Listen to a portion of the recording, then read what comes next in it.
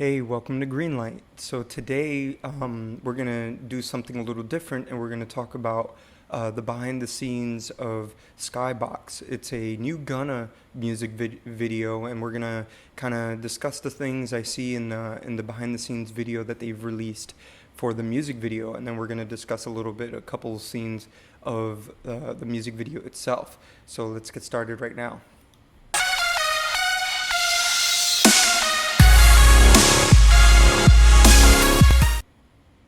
All right, so if you like behind the scenes filmmaking tips as well as Blu-ray releases, which we're doing tomorrow, a live stream, and then we're also doing some giveaways when it comes to an unboxing for 1917.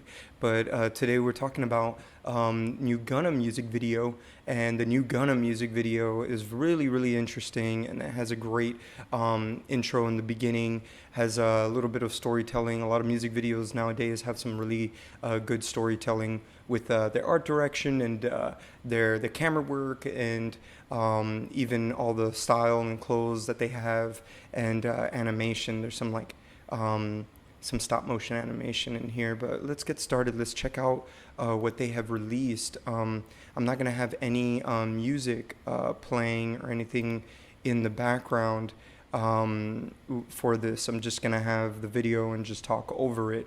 So let's just check out what we see here. All right. So this is the SKYBOX music video. And right now, automatically, what I see here is, you see here we got, it's shot by Travis Cobart. The behind the scenes is shot by him. And then this is directed by Spike Jordan. Spike Jordan did a music video with Meek Mill and Justin Timberlake recently.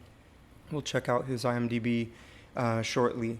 But automatically, I see here we have a location. It looks like they're like in Calabasas, or like between Calabasas and Thousand Oaks over in Los Angeles. Very close by where the Kardashians live and stuff like that. There's a lot of open ranges out there. They've filmed Westworld out there and stuff like that. I'm not sure exactly where to pinpoint this. I know this is in that area because a lot of that's not taken over by homes or anything like that. But we have a hot air balloon, and the hot air balloon has a bunch of flags from all over the world, and all the flags all over the world represent that this man Gunna has traveled around the world, and now he's a little more world traveled and everything like that. And technical stuff I see automatically is, you see on the right here, you see we get the Ari Alexa right here. So the Ari Alexa, I don't think this is the mini. This is the big one, the big guns. You get what I'm saying? So they shot this for sure in 16:9, but then cropped the sides and made it into a 4:3 image to give it that kind of aesthetic. And in the story and everything, there's a kid that films them with a 4:3. It looks like more like a 16 millimeter camera.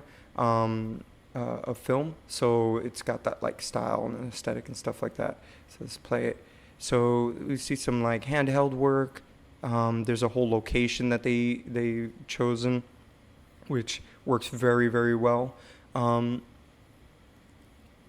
automatically I see here that they have they got a lot of really cool stuff. They got a lot of actors and everything behind the scene trying to set the mood and the story of a man landing in the middle of nowhere and then finding a small town. So it's got like this Western vibe to it, where it's like the Lone Ranger coming out of, nowhere and coming into town, and and really like setting a mood and a vibe, and then really conforming into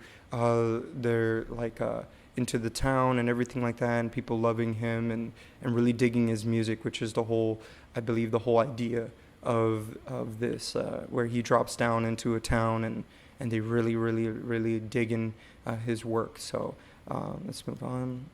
See the kid with the camera. So from here, Yeah, this has got to be like a Super 16 or 16 millimeter camera, and little kids recording basically. And then we see here, look at the Steadicam again for the RE Alexa. Again, it was all shot for a 4:3 image. And man, they have camels, on set, and you gotta pay. You gotta pay like an animal wrangler for that, which I'm thinking is this man over here on the right. And then they have, oh look, of course they have the lights over here on the left. It's LED lights. This is like one of those lighting tubes or something like that. So basically they light up a lot of these scenes. So like, for example, this scene right here, of course, right on the right of all these actors, our right, from the way we're watching it, from the camera side, the camera right, basically they have a huge tube that's blue, a blue tube to give it this like blue tint, give a lot of like a contrast image going on here, which is a whole change up in the scene. The man arrives to the town, and they embrace him, they bring him in, and to join him into their culture, and he's vibing out on it. So it's pretty cool. So when they do a lot of these music videos, they do the whole full song in each take. I believe one of these guys here is Spike Jordan. I think it's the man in the middle right here with the braids and the hoodie. I think that's Spike Jordan right there. But that man's done a lot of work.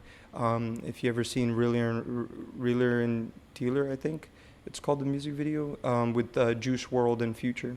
He directed that as well.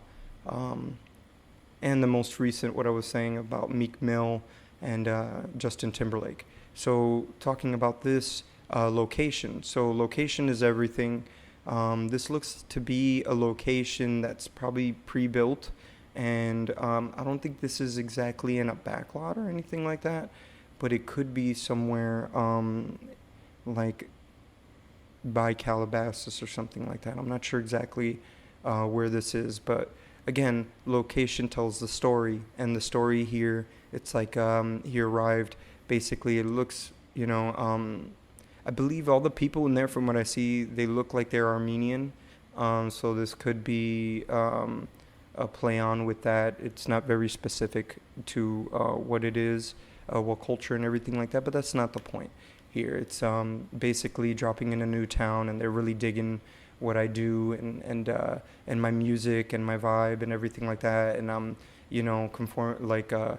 falling into the culture and embracing it myself as well, which is the whole thing with Gunna's music video on SKYBOX. Let's see the next thing here. So you see, and they have a whole story element with him falling here, and they don't have to actually show him in the hot air balloon flying around. They kind of do like low angles and stuff like that when he's inside the hot air balloon. But mainly it takes place with him in the hot air balloon during his stop motion animation, where it's like he looks like a toy and stuff like that. And he's smoking in the hot air balloon and flying around. So let's move on here. And then they do some ones with him crash landing it, so they flip it over, and with some smoke, with the smoke machine behind there, it really gives the vibe of, like a crash landing type deal. So whenever you do a music video, you have like story elements in there. So your location, your wardrobe, and the background actors and everything like that give it, the feel of a storyline. And there's kind of like a minimal storyline going through with him, traveling the world, and then landing in a spot and really like, making an influence on that area. So that's really what it looks like. There's like the story within here. But again, great. They do a lot of like Dutch angles and stuff like that. Spike Jordan is very experimental, And when you cut back and forth to all these things, it's still telling a story. So you can't just pick every shot, obviously. But you can kind of rearrange them a little bit, and it gives you like a really good, story. Sometimes some falls in just in the right time, like stuff like this, him being a goat, in the industry. Look at that. So let me turn this back over here. So it's so fast, this behind the scenes here, but this takes place in the video itself, and he grabs the matte box of the Aria Alexa and basically flips it. So it gives it this huge vibe where like he flips the image, and he's making an influence with his hands, like and he's kind of like, I guess, like touching us, I guess, in a way through video, which is cool. And I just saw the guy's plans right here. Yeah.